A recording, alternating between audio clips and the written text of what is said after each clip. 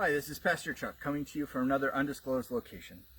Our gospel for this coming Sunday comes from Matthew chapter 13. I want to read the first part, verses 1 through 9. That same day, Jesus went out of the house and sat beside the sea. Such great crowds gathered around him that he got into a boat and sat there, while the whole crowd stood on the beach.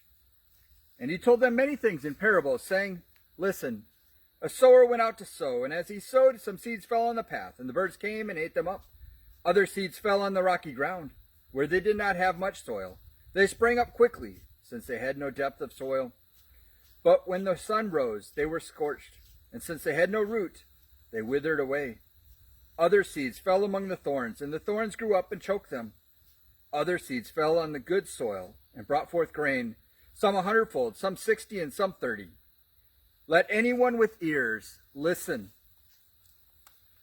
That's an important thing when Jesus is talking about the seed being sown. It's about the gospel, the good news, about what God is doing in this world.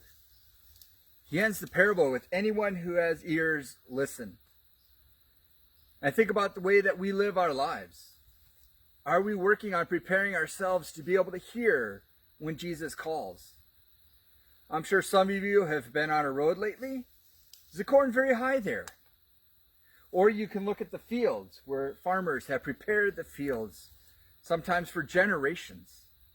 And you see how fruitful the corn is growing and the beans are growing, having found a prepared field, a place where they can take root and grow and be able to yield their harvest, to be able to make more seeds to share with the world around us.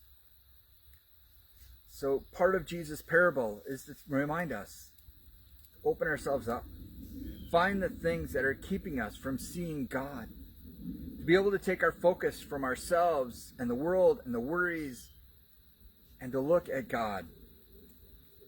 In John chapter 3, Jesus says that he will be lifted up, like Moses lifted up the serpents in the wilderness.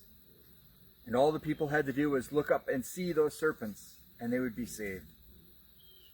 A reminder as we prepare to be that good soil, to look up for Jesus, to look at the cross, and know that God is seeking to come into our lives and find ways to open ourselves up to see what he is doing. Sometimes it's easier, sometimes it's harder. But each day we get a chance to start over, to pray that God will make us good soil. Amen.